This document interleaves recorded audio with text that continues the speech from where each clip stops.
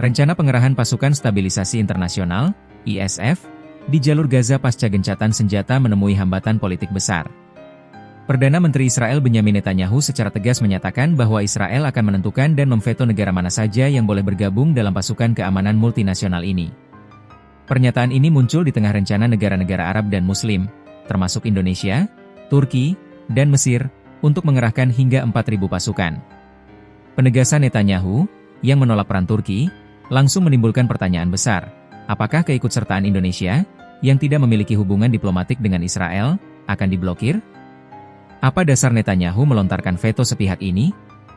Bagaimana sikap Israel ini akan memengaruhi draft resolusi PBB yang diajukan AS dan Prancis? Dan apa arti penolakan ini bagi peran diplomatik dan militer Indonesia di Timur Tengah? Veto Israel dan penolakan Turki. Pernyataan Netanyahu, yang dikutip AFP, sangat jelas dan tegas. Ia menggarisbawahi klaim Israel atas haknya untuk menentukan komposisi ISF, meskipun pasukan ini nantinya akan beroperasi di bawah mandat internasional PBB. Penegasan veto, kami perjelas dengan hormat kami terhadap pasukan internasional bahwa Israel akan menentukan pasukan mana yang tidak dapat diterima oleh kami, ujar Netanyahu. Penolakan Turki, pernyataan ini secara spesifik menargetkan negara-negara yang memiliki hubungan buruk dengan Israel. Netanyahu sebelumnya secara terbuka telah menolak peran Turki dalam pasukan perdamaian, mengingat permusuhan keras Presiden Erdogan terhadap kebijakan Israel. Dasar klaim, sebagai sekutu dekat Amerika Serikat dan negara yang secara de facto mengendalikan keamanan di perbatasan Gaza, Israel mengklaim memiliki hak veto untuk memastikan pasukan yang ditempatkan di Gaza tidak akan menimbulkan ancaman atau bias politik yang merugikan kepentingan Israel. Sikap sepihak ini langsung bertentangan dengan semangat pembentukan pasukan multinasional di bawah resolusi Dewan Keamanan PBB.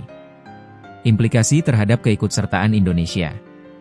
Ancaman veto Netanyahu langsung menimbulkan tanda tanya besar terhadap keikutsertaan Indonesia. Rencana koalisi, Indonesia dikabarkan bergabung dengan koalisi negara-negara Arab dan Muslim, Mesir, Turki, dan Azerbaijan untuk mengirimkan total 4.000 pasukan penjaga perdamaian ke jalur Gaza, menindaklanjuti proposal damai Presiden AS Donald Trump. Masalah diplomatik RI Israel, keikutsertaan Indonesia kini berada di ujung tanduk karena Indonesia tidak memiliki hubungan diplomatik dengan Israel.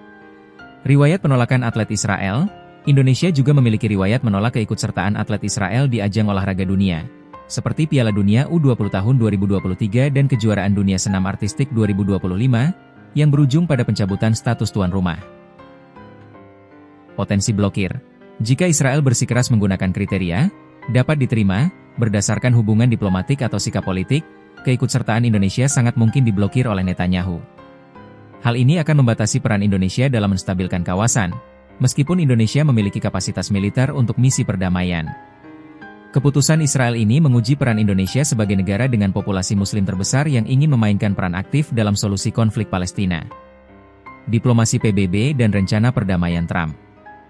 Sikap tegas Netanyahu ini merupakan tantangan langsung terhadap proses diplomatik di Dewan Keamanan PBB. Draft resolusi PBB, Prancis, Inggris, dan AS dikabarkan bakal menyodorkan draft resolusi mengenai pasukan stabilisasi internasional, ISF, ke Dewan Keamanan PBB. Pengerahan pasukan ini bertujuan menstabilkan Gaza dan membangun mekanisme pemerintahan baru tanpa Hamas, sejalan dengan proposal damai usulan Presiden Trump. Posisi AS, sebagai sekutu utama Israel, posisi Amerika Serikat menjadi kunci. Jika AS mendukung sikap Israel untuk memveto negara tertentu, proses resolusi PBB akan berjalan mulus. Namun, jika AS menentang veto sepihak ini, AS akan berada dalam posisi sulit untuk menengahi. ISF multinasional, juru bicara Kemlu Prancis, Pascal Confavreus, sebelumnya mengatakan sejumlah negara telah mengutarakan kesiapan untuk berkontribusi. Sikap Netanyahu ini berpotensi membuat negara-negara penyumbang pasukan mundur atau meragukan legitimasi misi tersebut. Sikap Israel menempatkan kepentingan keamanannya di atas konsensus internasional, yang berisiko memperlambat dan merumitkan proses stabilisasi Gaza.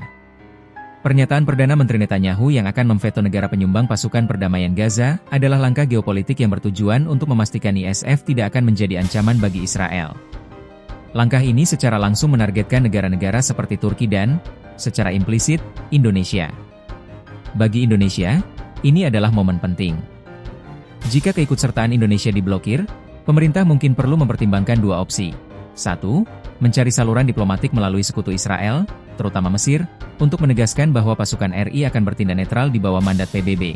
Atau, 2. menerima kenyataan bahwa tanpa hubungan diplomatik, peran militer RI di Gaza akan terbatas.